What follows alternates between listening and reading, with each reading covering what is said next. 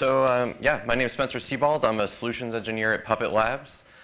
So what is Puppet Labs? Before anyone asks, we do not make puppets. I'm sorry to tell you, we have dozens of children every year who are very disappointed when they sign up for Puppet Camp, and it's all about coding and configuration management.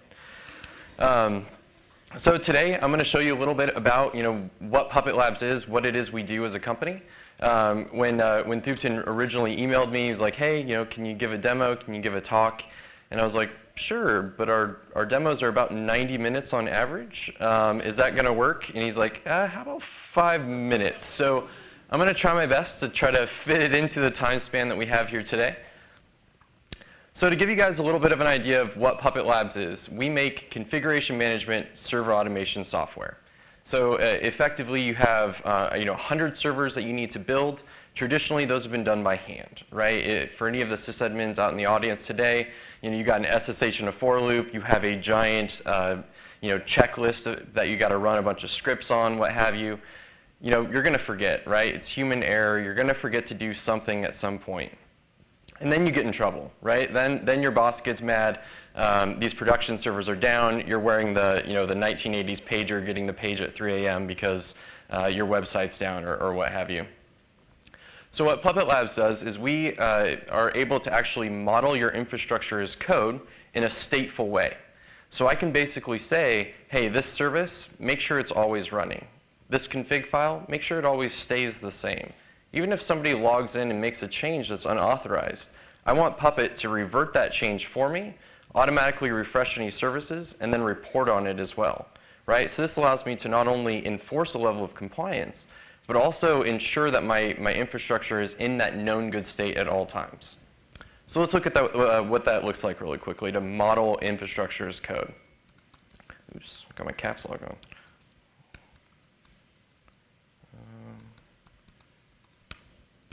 So for anyone who's used to creating something on Linux, this should be fairly familiar. What we're doing here is we're effectively setting a standard for the user root, right? For those who aren't familiar on a Linux world, if you have root credentials on a box, you could literally do anything. This is one of the most important things as a sysadmin that you want to lock down no matter what. So here we're just setting key pair values for the different states that I want this resource to be in. So here I'm just setting a password. I'm setting a home directory, just different things about this particular user. Now you might say, hey Spencer, this looks really simple, right? I've got this really sweet bash script that does this all day, or I'm doing this in Perl and it's really rad. But let's extend this a little bit. Let's take a look at something a little bit more intense than just a user. Let's say I want to extend this now to actually SSH, right? So SSH is more than just a service. It's more than just a package. And here we have those different dependencies where I'm able to say in Puppet language, Puppet, make sure that SSH is installed on all of these boxes. Make sure that the config file has certain permissions, that it has certain contents in it. And if that ever changes, to go ahead and automatically revert those changes. And then I want the service at the end of the day to always be running. So again, no more pages at 3 a.m. saying, hey, this service crashed. Spencer, get online, make sure that this box is up and running again. So one of the really cool things about treating our infrastructure as code is now I can not only use this on a Linux machine, but I can also do this on Windows, AIX, Unix, no matter what it is. And then once I have these things modeled and defined in code, I can then keep it in version control, right? So if anyone's familiar with Git or Subversion, I can then version my infrastructure as well. So gone are the days of, hey, this machine went down, for some reason the backups weren't working, right? And now we're kind of up a creek. We think we know how to rebuild the system, but we don't quite know.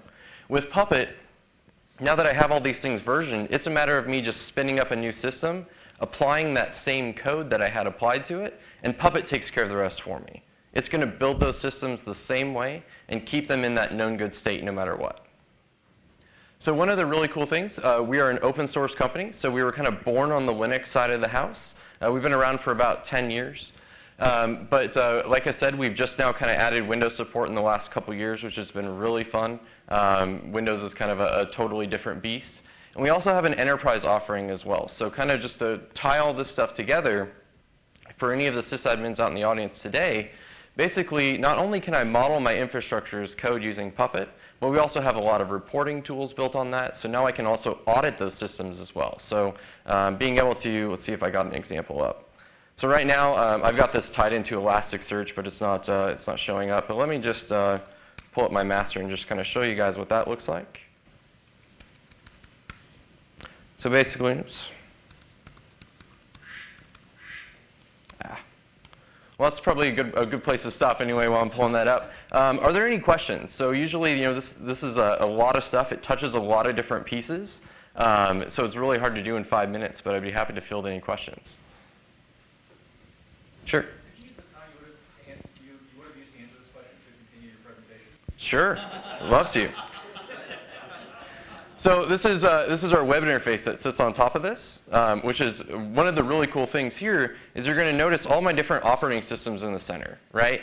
So here, with a single glance, I can see what the current state of my infrastructure is, right? So whether I can see what my Windows machines are doing, I can see what my SLES boxes are doing, what my CentOS boxes are doing, and I get a report back based on all of those changes as well. So hey, somebody changes the password for the user root, right? It's a big deal. I want Puppet to notify my security guys.